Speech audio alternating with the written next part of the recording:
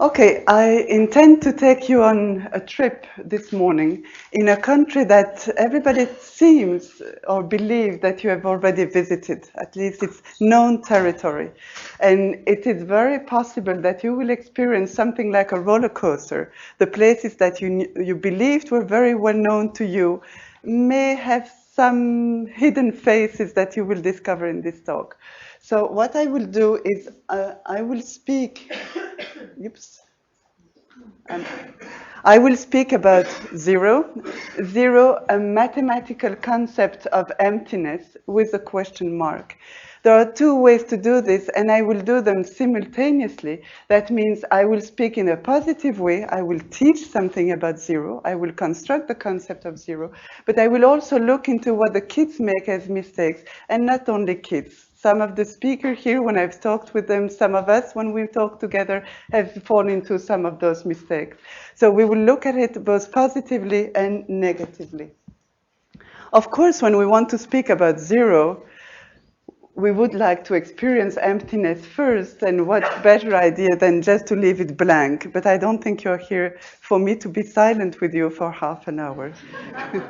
So just looking a little bit into the history of zero, the concept of zero, is not absolutely known. But I would say that 90% of the people believe that our concept of zero comes from the Hindu sunya or sunyata, the experience of emptiness.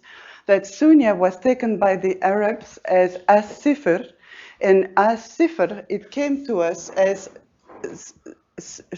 cipher, in French.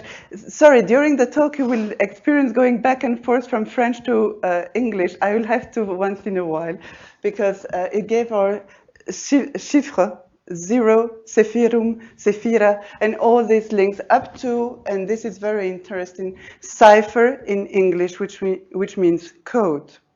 Now, there is another root that those of us who knew Hebrew believe is a better root for the word zero, and that would be the Hebrew zerka. Zerka meaning the seed. One of the greatest discoveries in the history of mankind. I love this sentence because, you know, we are speaking about nothingness, and it is said to be one of the greatest discoveries in the history of humankind. Now, this picture is very interesting because it took about 5 centuries for zero to be able to come into our culture. And one of the reasons is that it came at the time the people were using the Roman scripts, and they were using the abacus. Now, if you use the abacus, you don't need to understand the computation. You just shuffle the stones or the pearls. But if you use the numbers, you have to get into the intricacy of the operation and of the system itself. So in the beginning, people were more practical with the abacus than with the numbers. And so here you see an image where Pythagoras is supposed to defend the Hindu numbers, while Boethius is using the abacus. And I love the idea that it's a woman in the middle who is balancing both of them.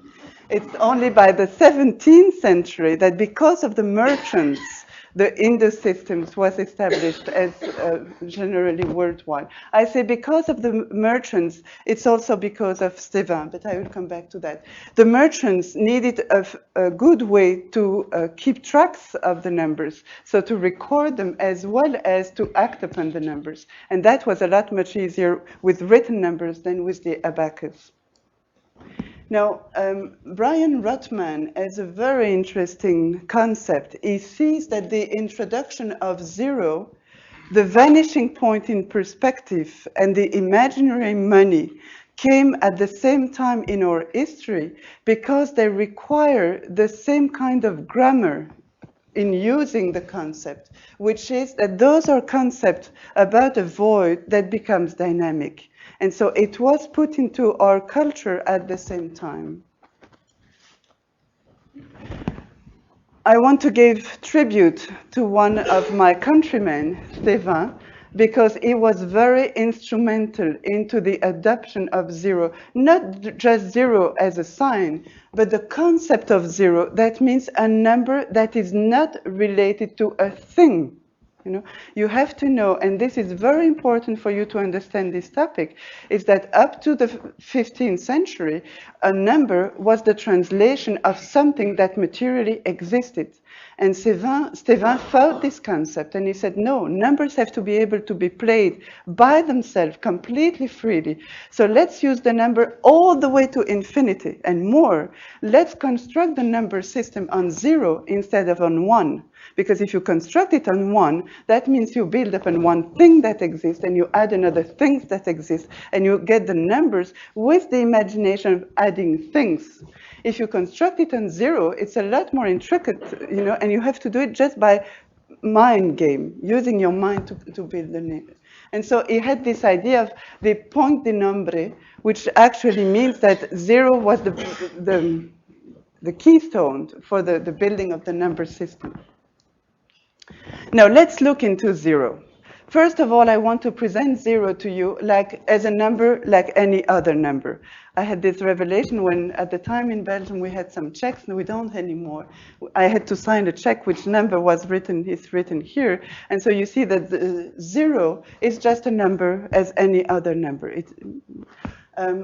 Just for those of you who like the game, I've counted how many checks could we make with 6 digits and how many checks could we make with digits that are repeated. Now, zero is supposed to be neutral. Now, neutrality can be present, which is like in the first 2 lines to the left. Over here, you see the +3 and the -3. You might as well just cancel them before doing the addition. Same thing with the value, the algebraic 5a squared and -5a squared. No, this is no revelation to you. You perfectly know this. It helps to be a little lazy. That means to take them out before you compute. You continue. Now, understanding the neutrality of zero can help, for instance, in solving equation. If you want to get rid of this 3, you're subtracting 3. So that means you're acting on the equation by looking for 0, doing this +3 and -3, which will eventually help you to find the solution. And now 0 can also appear as a warning. For instance, you see the surface here? If you compute it, the tool to compute a surface is the integral. If you compute it from the first point, 0, to the last point, 2 pi, you get a surface that is 0. And so you better wonder, what have you done wrong? Because if you think that you would need 0 tiles to tile that surface, you have a problem. And so 0 comes as a mean to tell you, well, you should have considered this surface positive and this surface here as negative, and so do the computation in 2 parts. Now, this is a beautiful story. You may know the story of the 11 camel. It's the story of an old man who dies, leaving a herd of 11 camels. And he puts in his testimony, he said that everything that he owns has to be distributed among his 3 kids. The eldest one will receive half of the flock, try to do 11 half. The second one will receive a quarter of the flock, and the last one will receive a sixth. So there is a fight. Because even if you were to consider interesting to sew the camel and distribute the parts, you're not getting to the 11 camels. So the 3 kids fought, and it was a difficult time.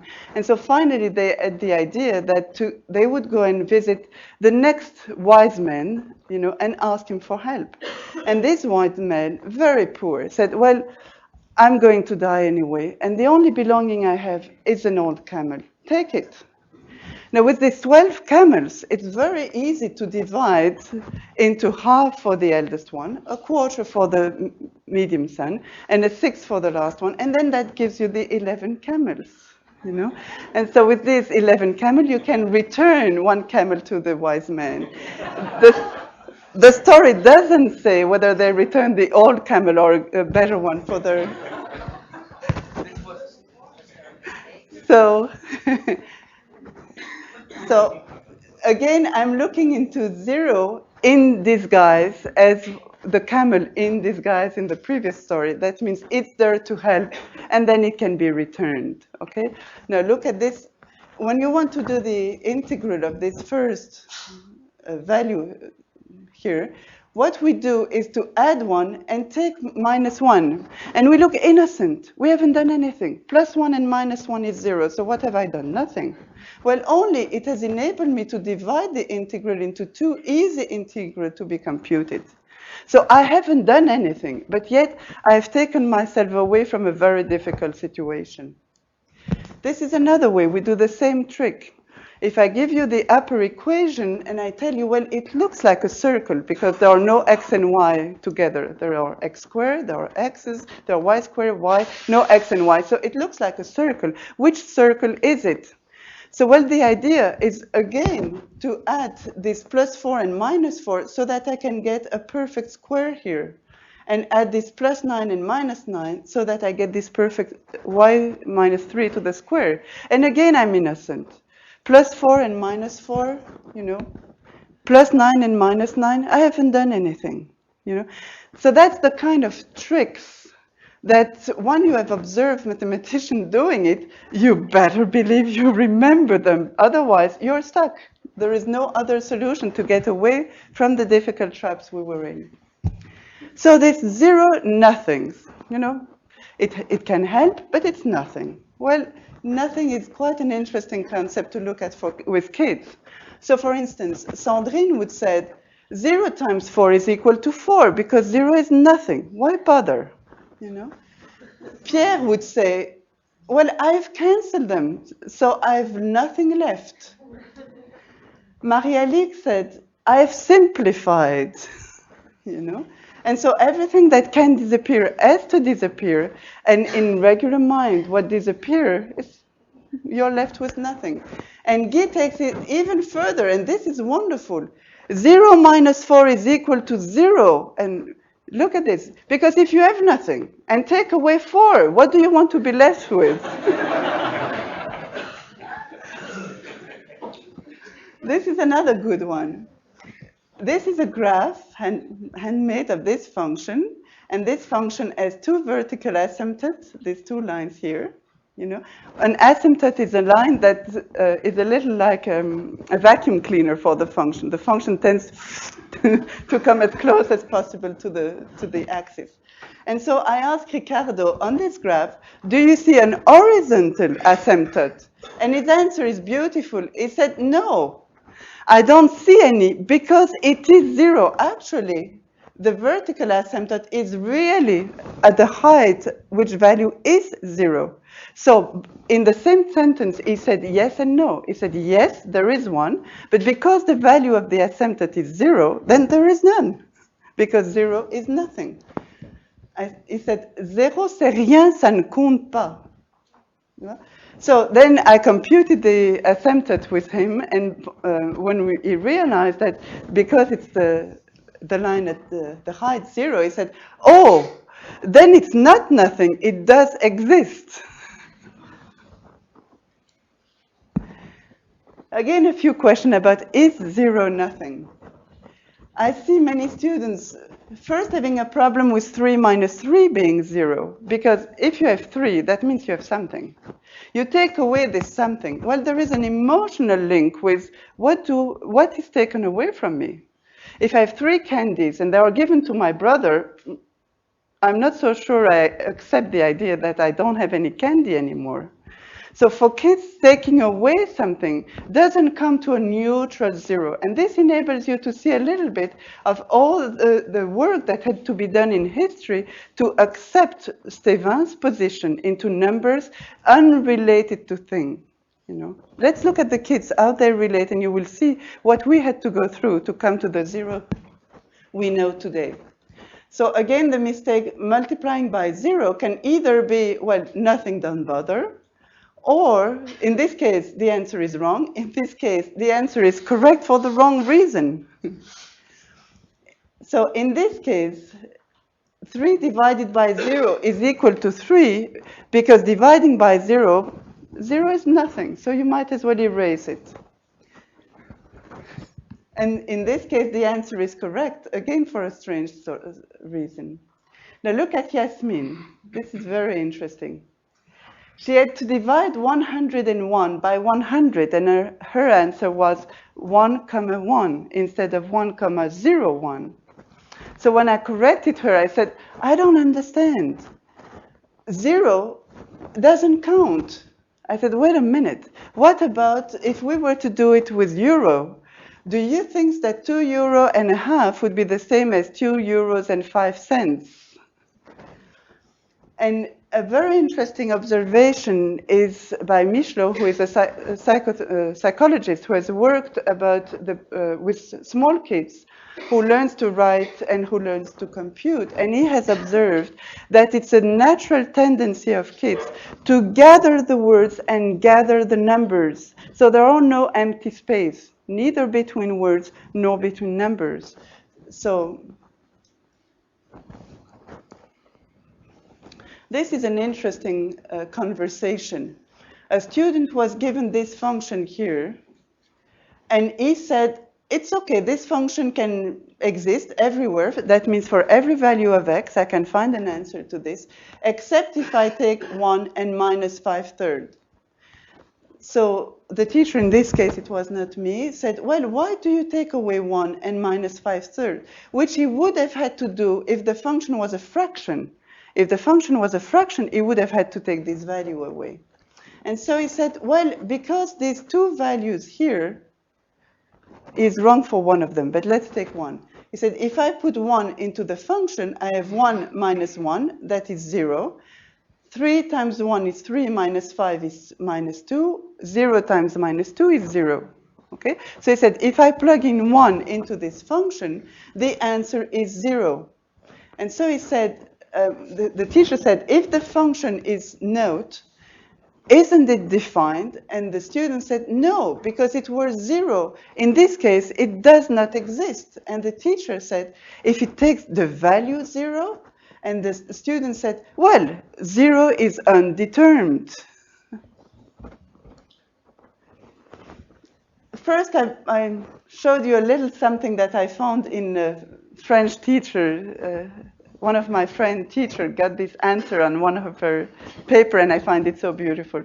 She was teaching the theorem of Pythagoras, and she was asking for the value of x, but the way she asked it was, find x. The student answered, there it is.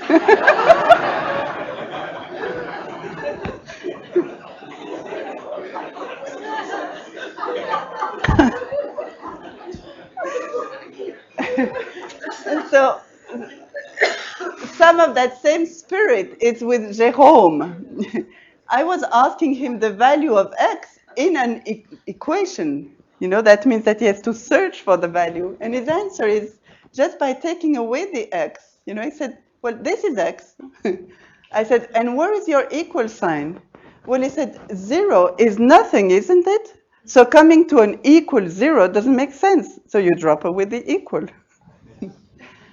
Or Kadoi said, I gave her this equation, which means equal 0. And she said, if it comes to 0, there is nothing I can say about it. And Natalie, instead of working this fraction, which actually means that when you have x minus 4 over x minus 2 divided by 0, the answer to that is x minus 4 equals 0. You know? But again, the problem was equal 0 doesn't make any sense. This is what she said. Equal 0 has no sense. So because the teacher is asking something that has no sense, that probably means that she didn't sleep very well last night. So we should change it into something more meaningful. So the problems of equal 0 means that sometimes you can find an answer. You know, let's take this equation here, which is not equal to 0. And if m is not 0, I can find a value. But if m were to be equal, I would get something very strange here. I would get 0 times something that I'm looking for must be equal to 4. You may be looking for a long time to find something that multiplied by 0 is going to be 4. Okay? So you find two types of equation. One is 0 times something has to be 7, Well, the equation itself being absurd, it requires the student to say, well, there is no solution for this kind of equation. But then you have an equation where 0 times some number you're looking at is equal to 0, and that's very easy. Any number would fit. And so it requires the student to say that all possible numbers are a solution. Now you see the intricacy of having to decide whether it's determined or undetermined, whether it's possible or impossible, all playing on 0. So most students avoid this play on 0. Look, Jérôme, he simply canceled the 0.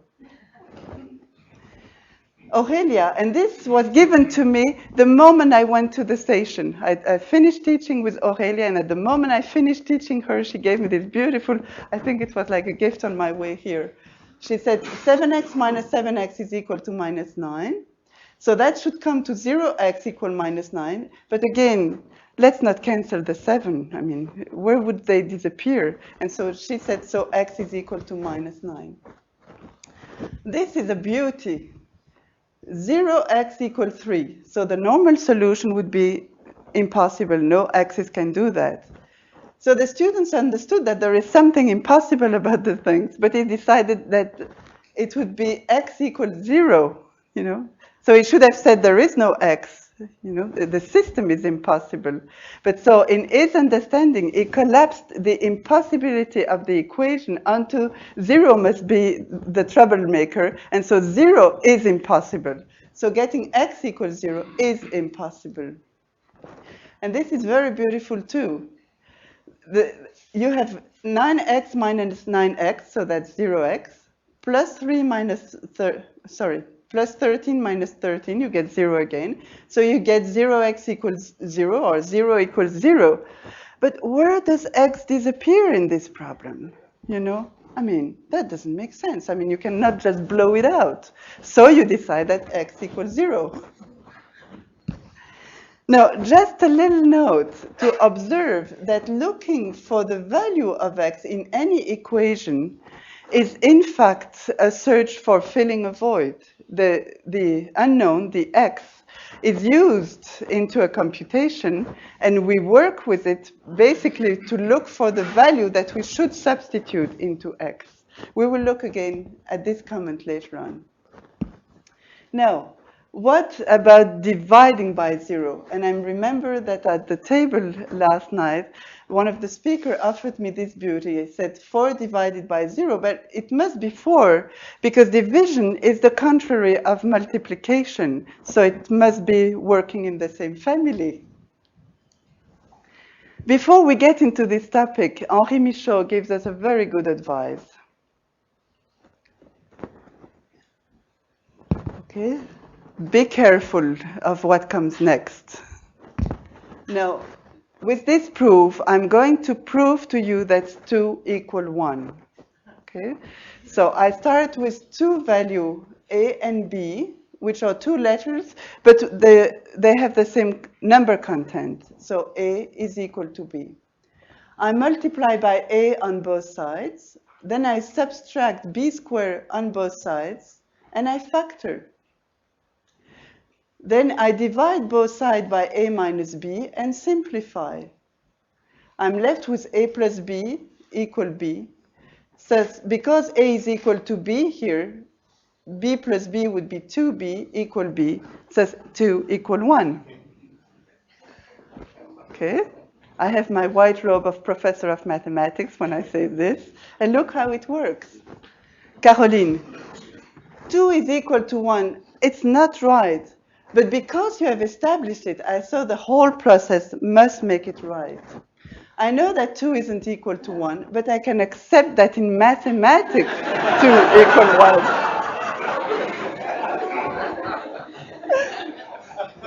Oh, yes. In math, there are so many strange things that I can accept 2 equals 1. No, Stella Baruch, who has been working a lot with the kids' mistakes, has a word. She said mathemagic. Now, this is for you to understand where I tricked you. You see, when you factor 25 minus 25, the factorization is perfect, but you come to 5 minus 5, on both sides. And if I simplify, that means I've divided by 0 by simplifying. If I allow myself to divide by 0, then I get to say nonsense.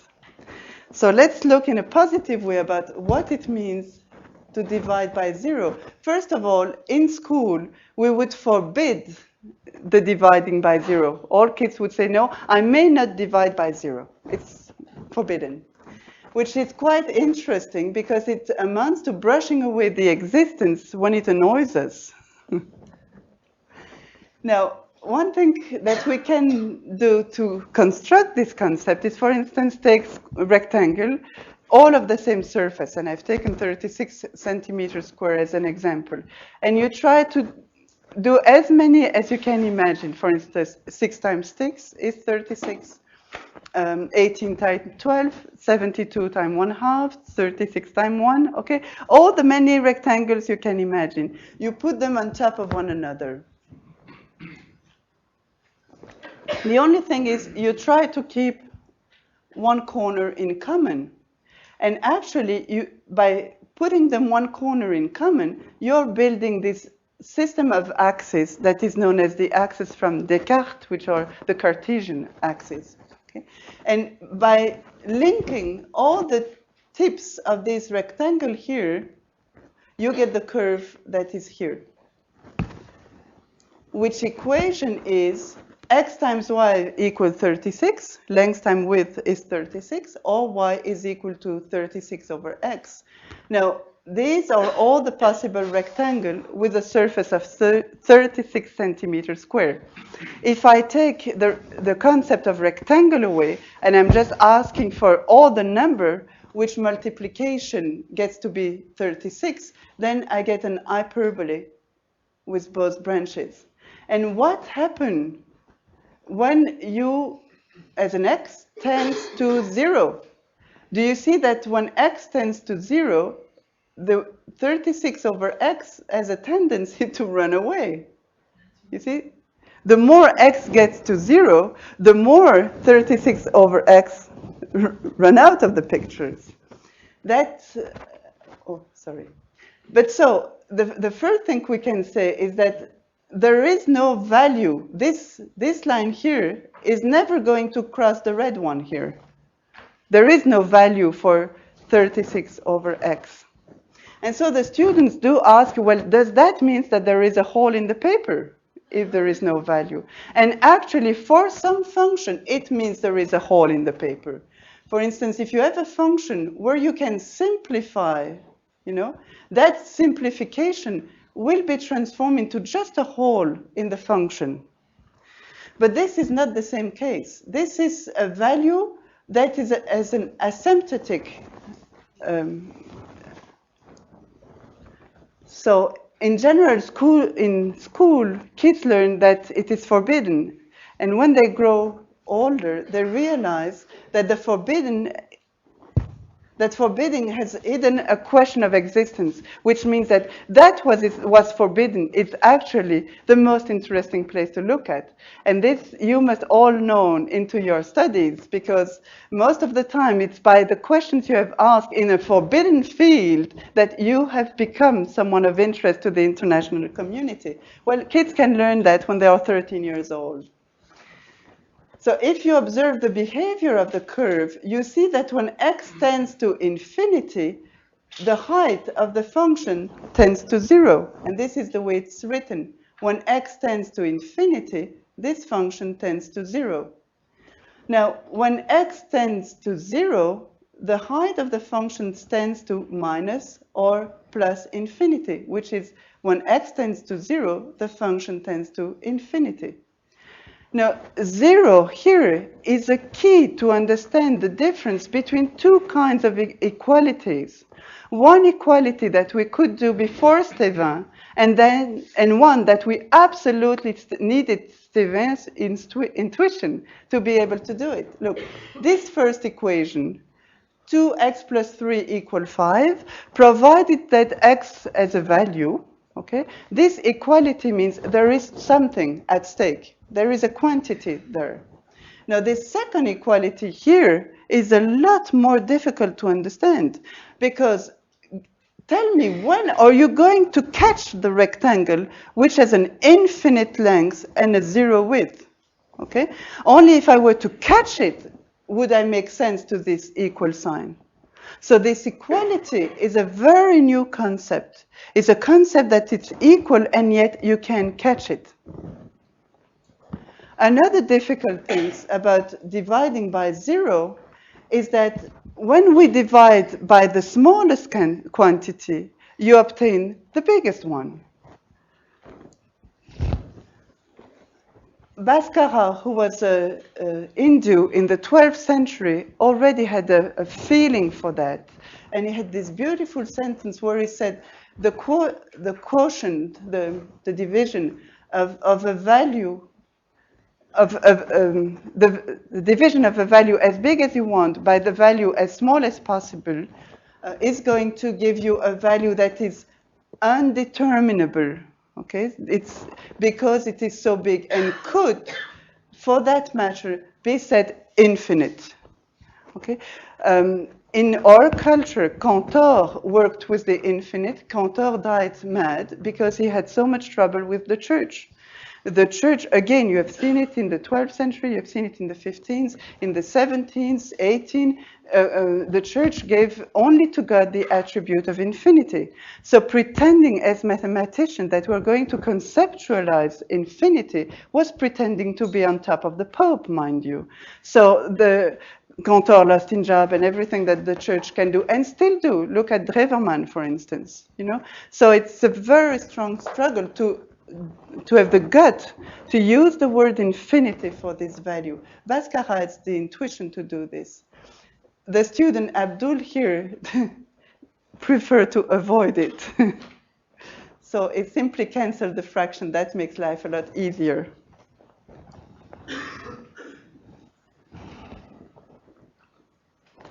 I want to look with you into this puzzle. It's a set of squares, and I would like you to imagine them in different colors, you know, like paper on top of one another.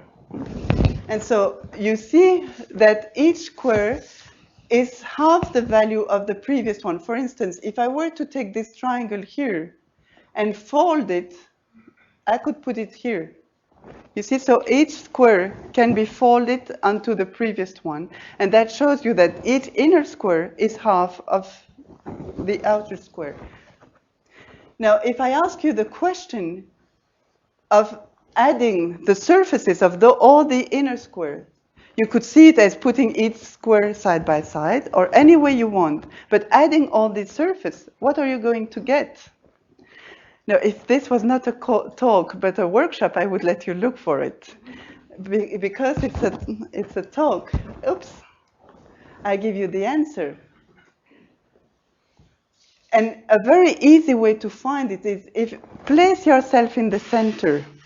And if you were in the center, you could divide this square into 4 through the diagonal and unfold each part into the outer square.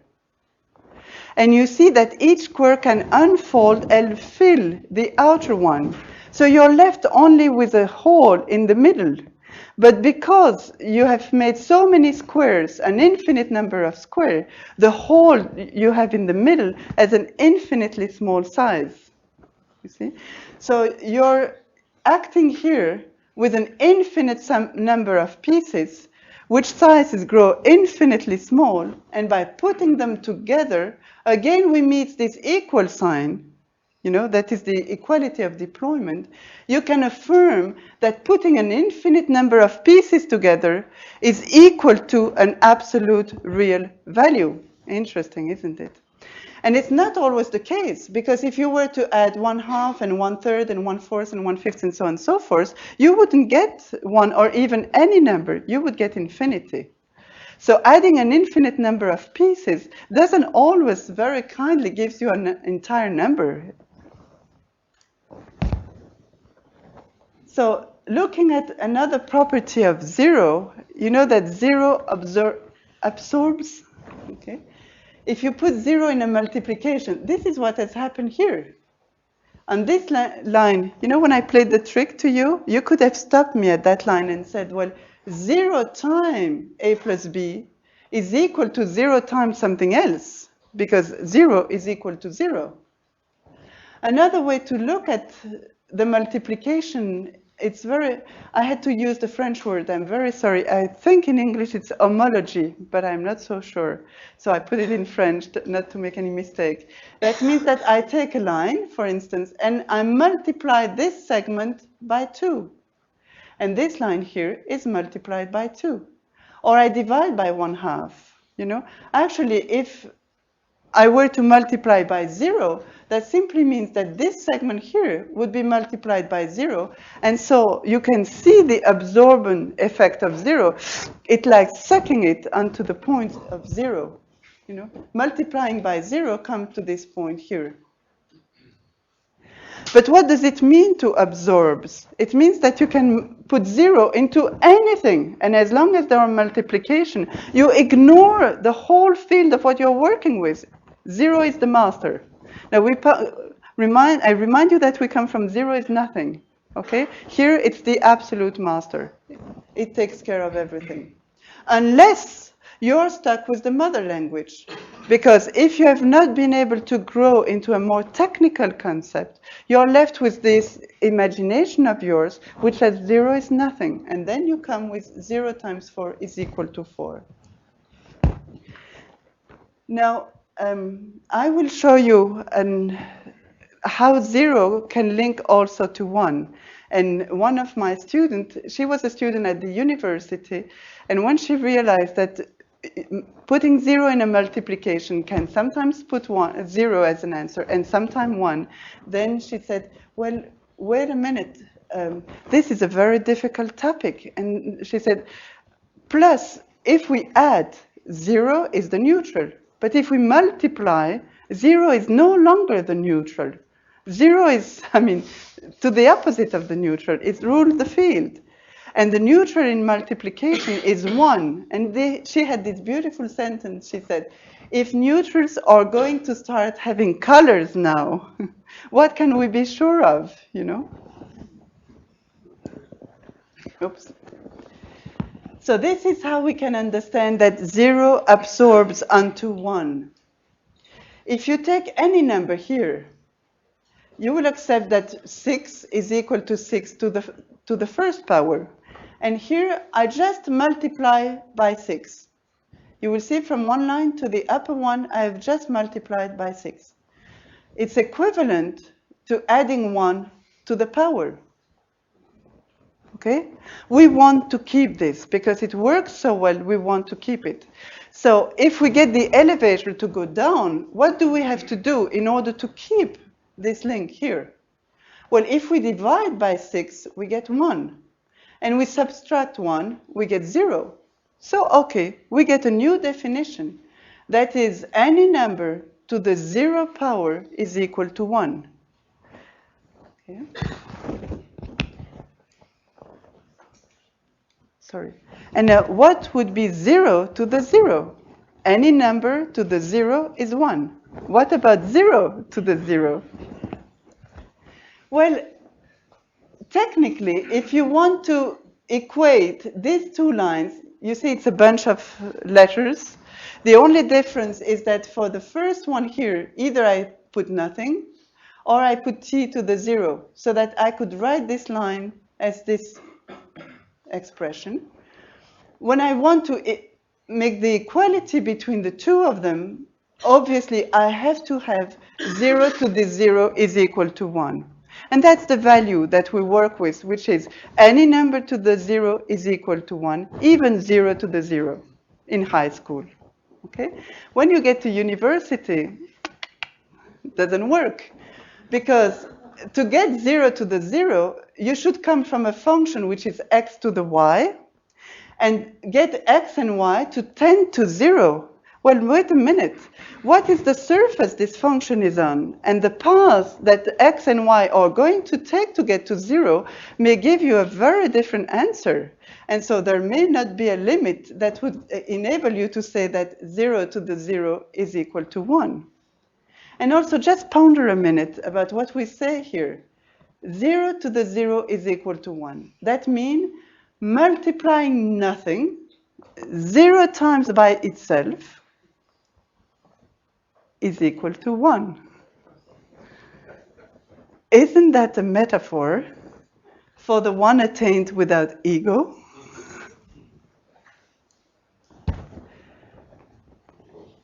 Playing with power is linked, of course, with the tool of logarithm, because the logarithm is the extractor of power. If you have placed an x someplace in the height, you have to go and fetch it, and the way to get it is by using the tool of logarithm. And so Nicolas was asking me, why is there no log for x equals 0? And the answer is, the more you get closer to 0, and I did it with using 1/10, 100, 1000s. 1/10, it's 10 to the minus 1. Now let's look back into here. If I continue this, okay, I was at 1 equals 6 to the 0. Let's divide by 6.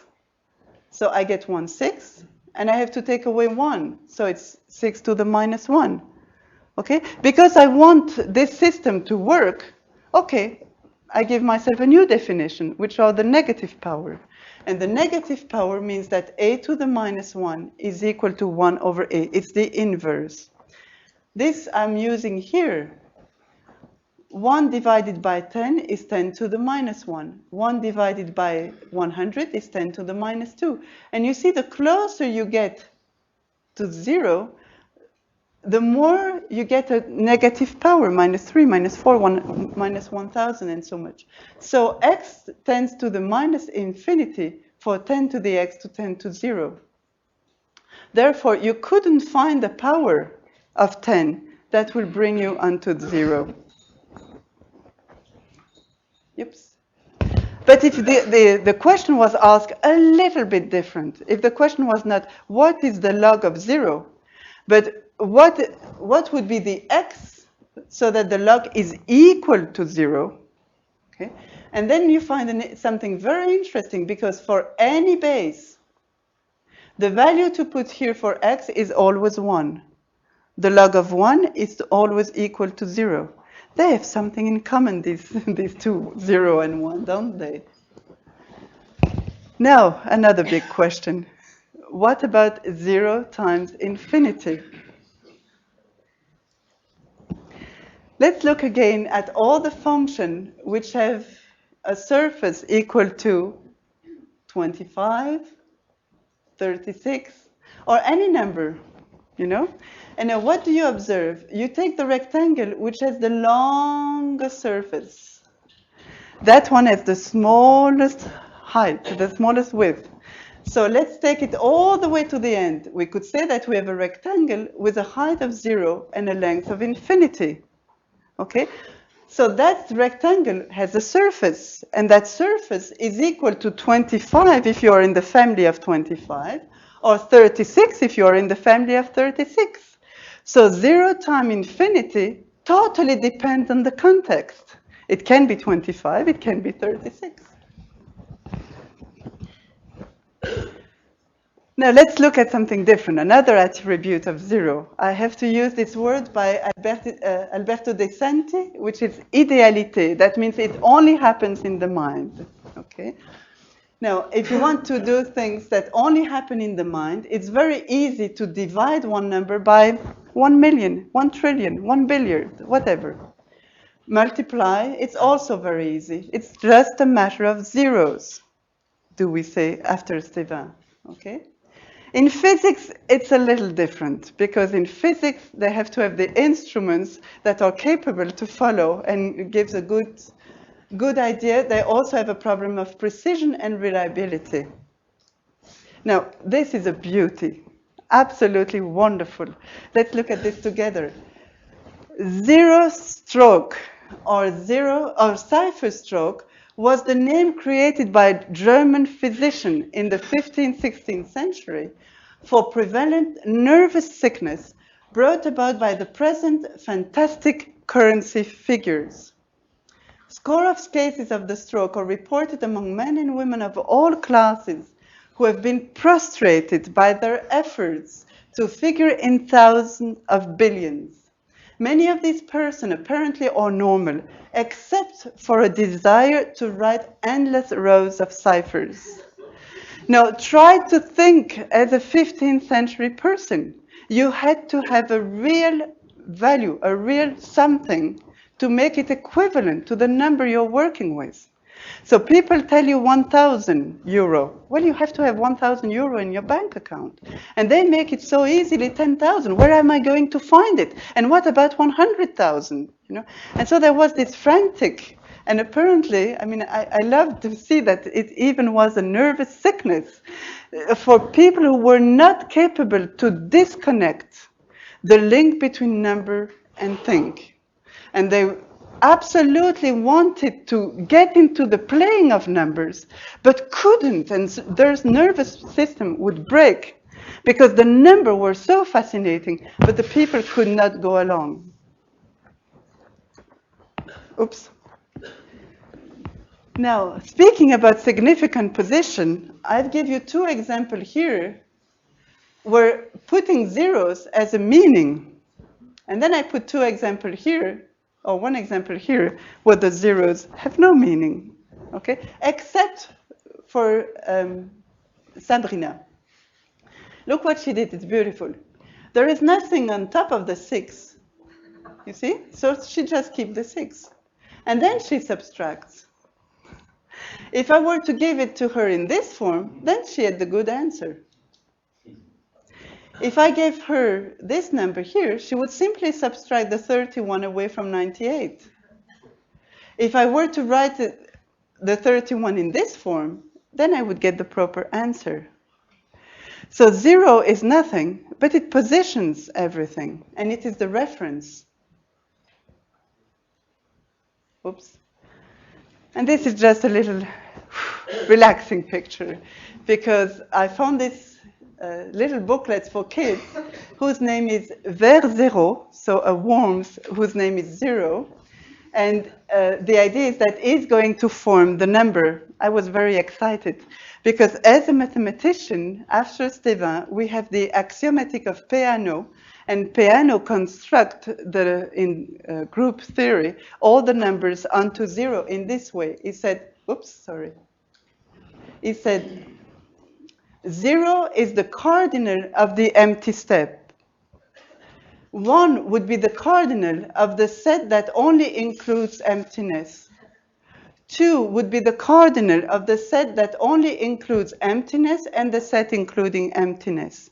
3 would be the cardinal of the set including emptiness, the set including only emptiness, and the set including emptiness and the set including emptiness, and so on and so forth. So, but this little worm was not going into these intricacies. I also want to look with you about a more philosophical meaning of 0 linked with emptiness. And I found in this book here, The Logic of Unity, this quote, which is quite amazing, that says, the Buddhist notion of existence is pervaded by emptiness. Its understanding is made possible by the discovery of the concept of 0. The Buddha's teaching is similar in dimension to the mathematical 0, which is neither space nor time, but without whose nature and function all operation ceases. That's a nonsense. What Marx was saying. It's a possible nonsense. But it's quite interesting to see that people look into a link in both directions. Sorry. No, you're welcome. This is a quote by the Dalai Lama. Without 0, we cannot make 10 or 100. Similarly with emptiness. It is emptiness, and at the same time, it is the basis of everything.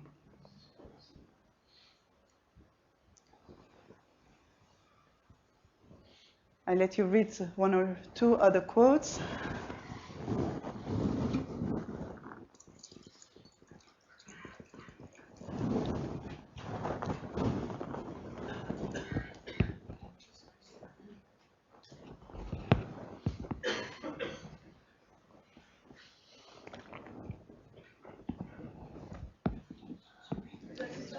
Too fast? Sorry. Also? Okay, you tell me. I've put the translation of Kalu Rinpoche's quote here. You live in the illusion and the world of appearances, but there is a reality. You are that reality, but you don't know it yet. When you will wake up in this reality, you will recognize that you are nothing, and that being nothing, you're all.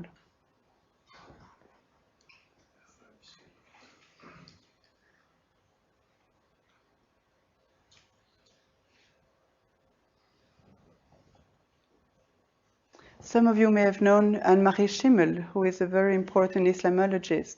And so she gave me some quotes into the Iranian tradition.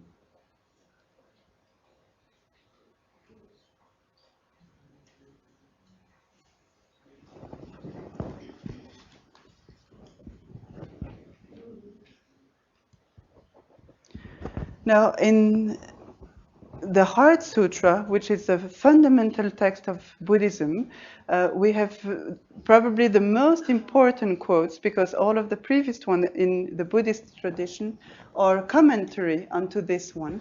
And the quotes go, form is nothing but emptiness. Emptiness is nothing but form. What is form is empty. What is empty is form. But I've put another translation of the same text, which is closer to a commentary already, which is form is not differentiated from emptiness, and emptiness is not differentiated from form. Form is at one emptiness, and emptiness is at once form. Consciousness is not differentiated from emptiness, and emptiness is not differentiated from consciousness. Consciousness is at once emptiness, and emptiness is at once consciousness. A quite interesting model to look into this. Just a model, that means I'm addressing the mind. And I invite you to let this go into your practice for understanding. But an interesting model is this Möbius ribbon. Now, in order to do a Möbius ribbon, you need nothing else than a piece of paper. But instead of closing it, how does this? Instead of closing it tip to tip, I just turn it over. See, so this end here, instead of closing it like this, I turn it over. And then I get a Möbius strip. And the very interesting thing about a Möbius strip is that it has lost the notion of face. Start here. I take you as a witness. I start here. I continue onto the ribbon, and I'm just, quote, on the other side. But it's the same. And if I continue, I get back to the same point. You see?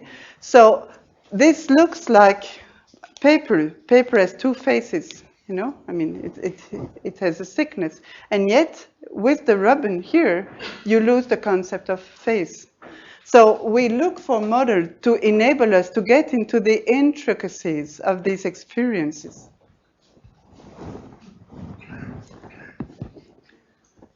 This is what the kids do. For instance, I've put into red the correct answer. So for those of you who are not proficient in mathematics, you get an idea of what we are discussing about.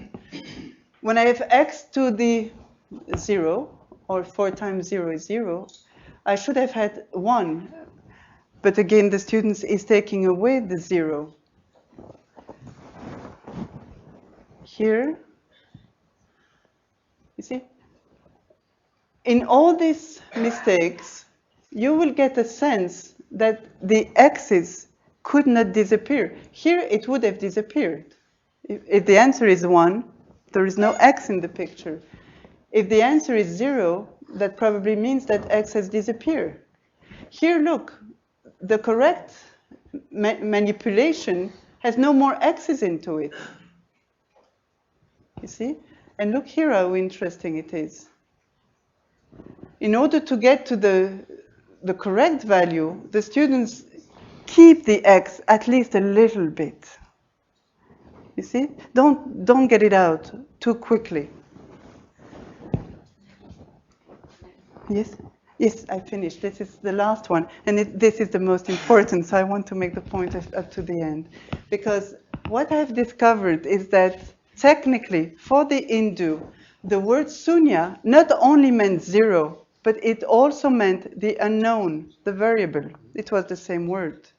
At one point in the topic, I told you, remember, if we are looking for the value of the unknown, actually we are filling a void.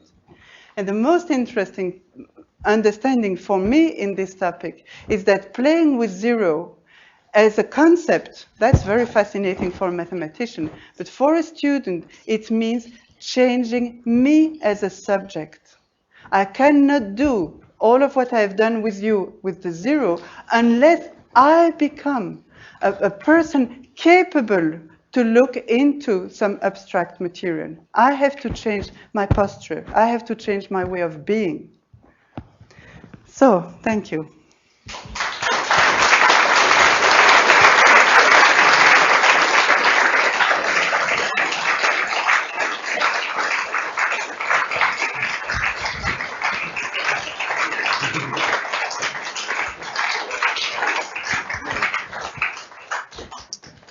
Time for some questions? Maybe.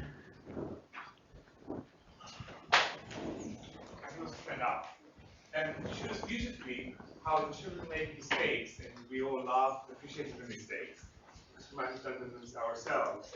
But the fact that we perceive them as a mistake is because we have been ingrained through school with mathematics determined by the general axioms. Now, if I take a different set of axioms, 0 times the number can actually be a number.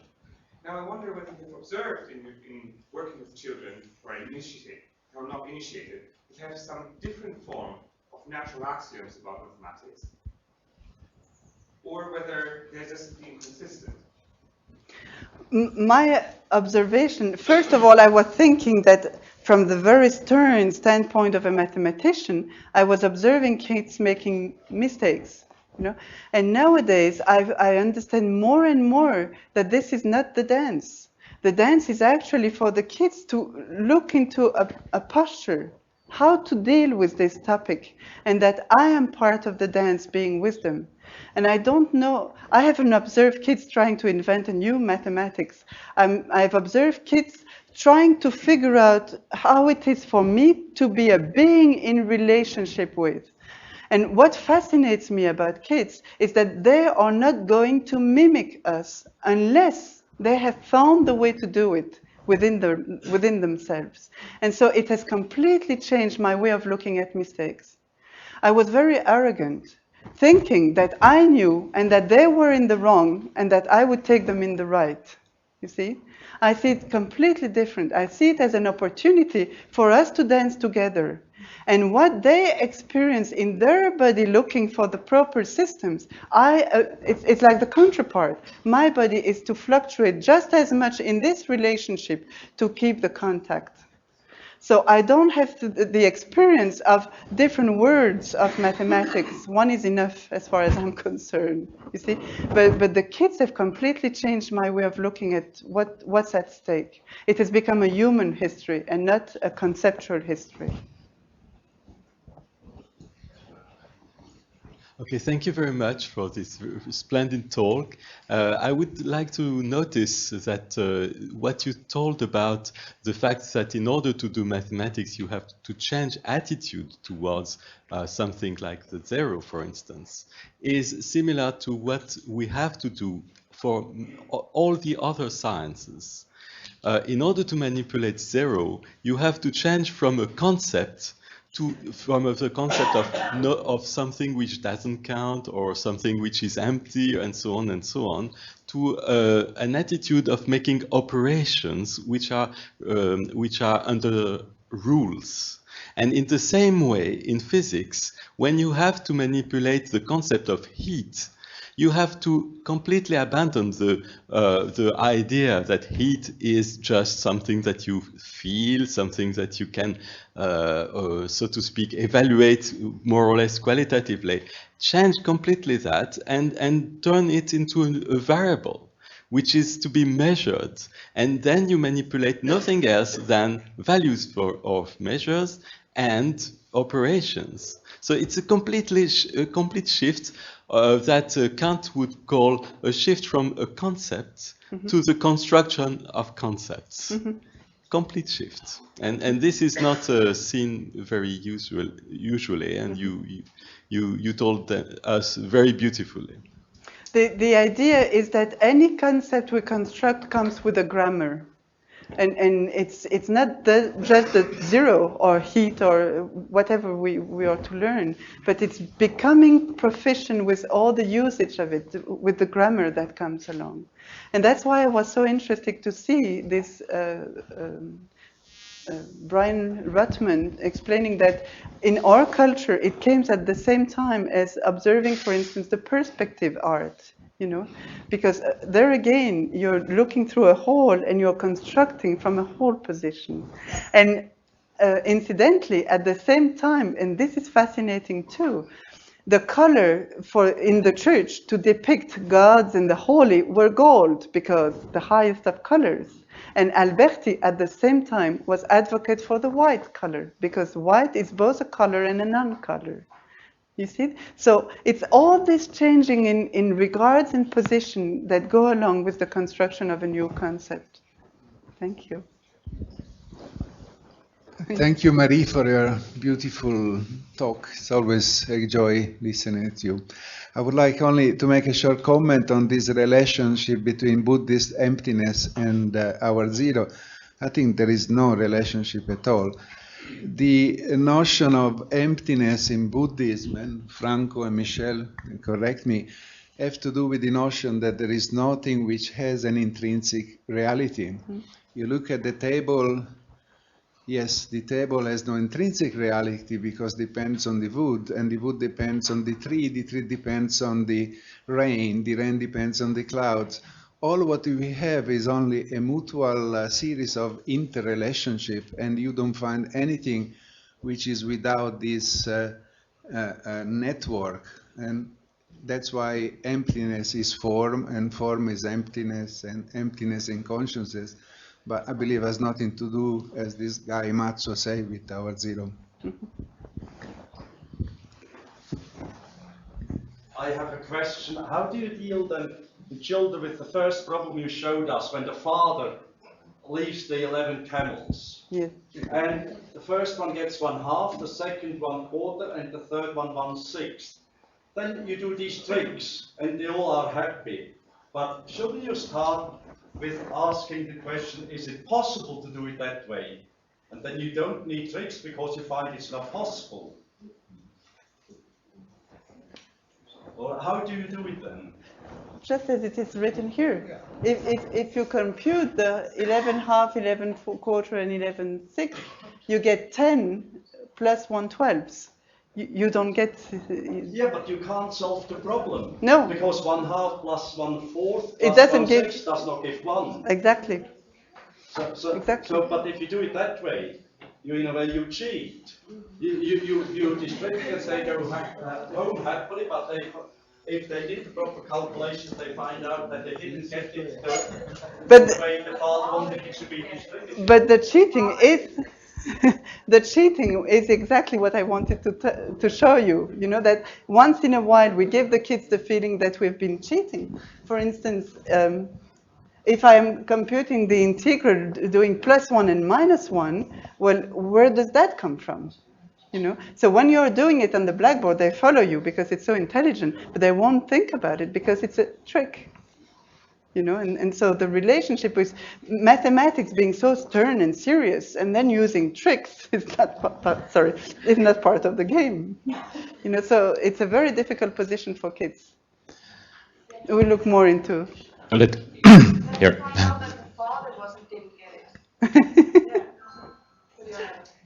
A little comment on perspective and a question. I think central perspective was already known to the Romans. You can see in the ruins of Pompeii wonderful paintings on the wall where the Romans prolonged their garden into the living room using exactly the concept of central perspective. But then with the Christianization, there was the idea that central perspective was replaced by perspective of importance. And perspective of importance means you had to depict the persons in a Maria, Jesus, and all the fathers of Christianization. You had to bring them into the front. So you lost the central perspective, and then central perspective got lost until Bernini and whatever in the 14th century. There's a very nice paper of Panofsky, 1927, on this fact. My question: why is zero a circle? I was lucky enough to have in my hand the Arabic manuscript where the zero came from India, and it came as just as a point, not as a zero, but using the kalam, which the Arabic use for writing, the mark of the kalam makes a point that is a little like a rhombic. You know, and but there is, if you look at the numbers that the Arabic have started, the numbers have as many angles as the number is. 1 has 1 angle, 2 has 2 angles, 3 has 3 angles. So the only figure that would have 0 angle is a circle. And so they went from the mark of the kalam, which they received from the Hindu, into the circling. Marie, you mentioned that you felt yourself very arrogant. I'm right, and the kids are wrong. Now tell us, what is the end? What is the end of your dance? How do you, if you see this mistake, how do you work through with the kids? What is the end then finally? Do you explain still what's right or wrong? Oh, how do you go? Oh yes, I'm still a professor of mathematics, and they have to get into mathematics, right. But it's just that it's as an enlargement. Being with them nourishes more than just the concept of mathematics.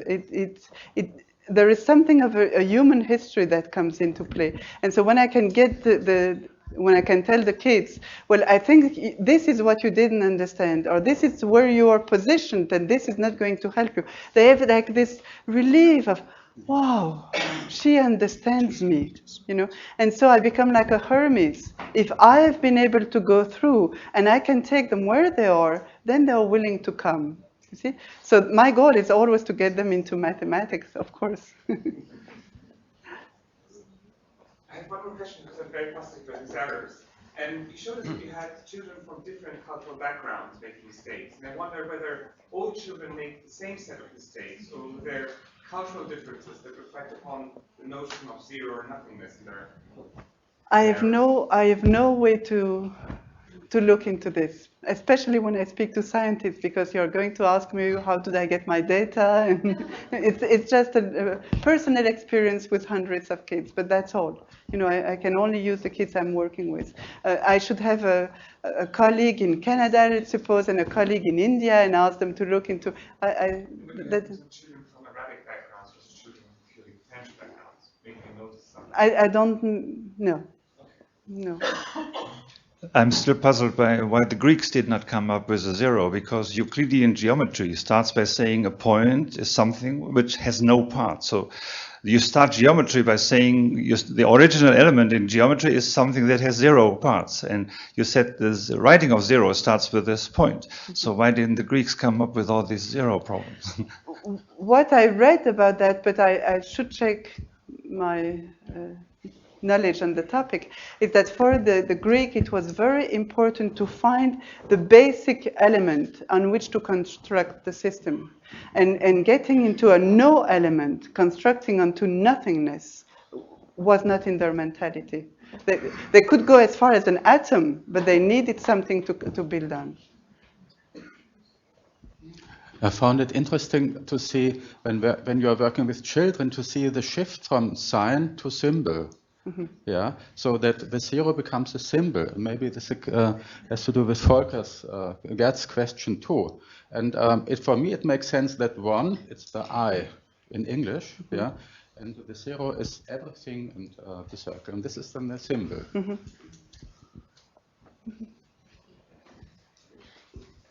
I have no way to read kids by kids the symbol in mathematics with symbol, but I definitely become aware that for the kids there is that dimension that comes along.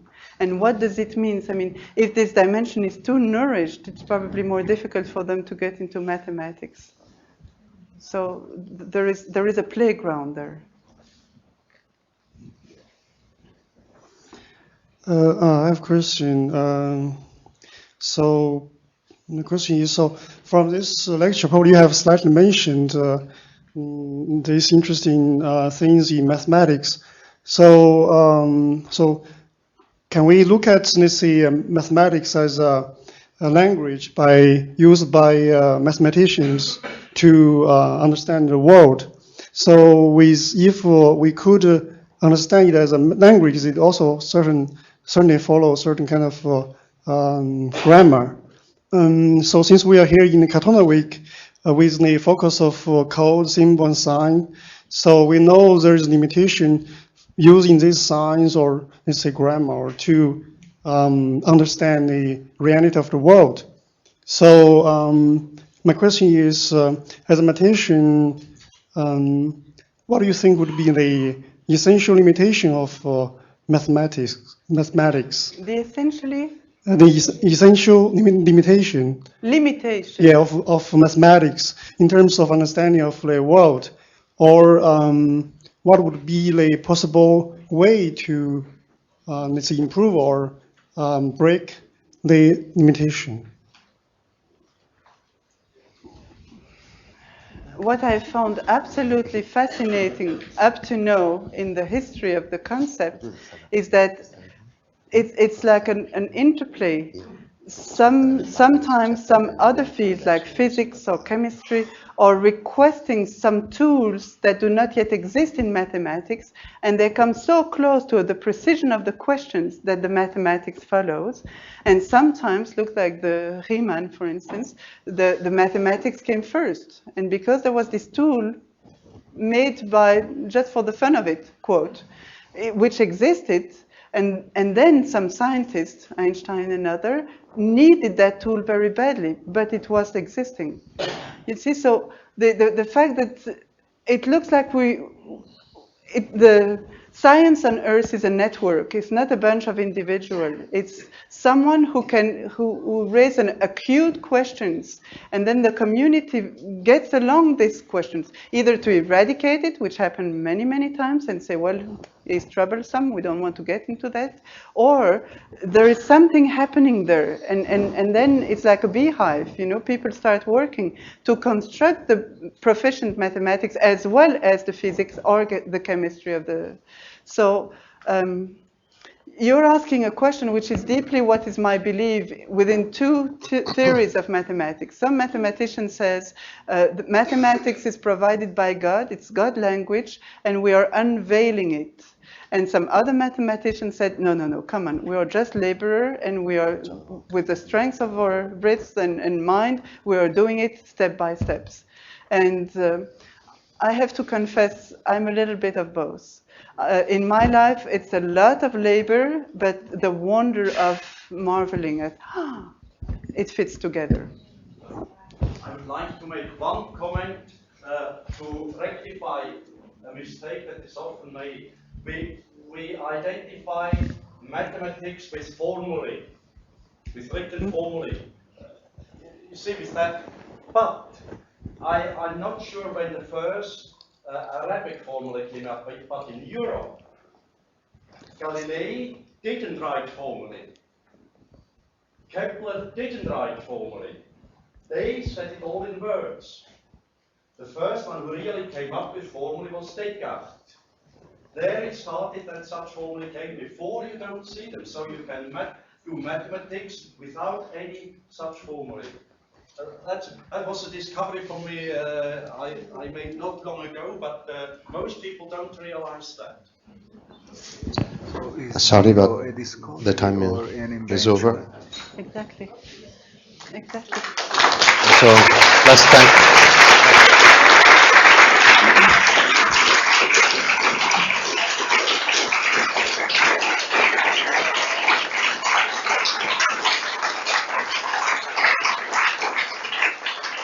Marie has a last announcement to do about Yes. conference or something. So I would just like to quote what Pierluigi just told me, which is very beautiful. He said, the question you ask is basically the question whether zero is an invention or a discovery. So the announcement is that I have a few. I received a phone call from Horta, and Horta wanted me to say hello to every one of you. She said, I work like a horse because I'm putting my workshop together in Canada, and so I'm with all my heart close to you. That's one announcement. The other one is from Joan Halifax. Some of you have known Joan Halifax, and she was in some of the Cortona week, and she's invited all those who want to go to be with her. Joan Halifax, the first work of Joan Halifax was to be an anthropologist of the American Indian. So she has kept this very excellent contact with the American Indian, and she invites those who want to go with her to be with the American Indian. I have all the details information. So I also put the initiation.be, that's the organizer, and if you want to get in touch, you can go through the email. And if you're interested, I'm going to give a conference in Lausanne. This is why I'm telling you. And the title I've been requested for, it's for the Steiner School, will be Limite de la transmission, transmission des limites. Voilà. 29th of September in Lausanne. So if you're interested, I can give you information. Thank you. Good. Time for a coffee. Thank you. Was the talk of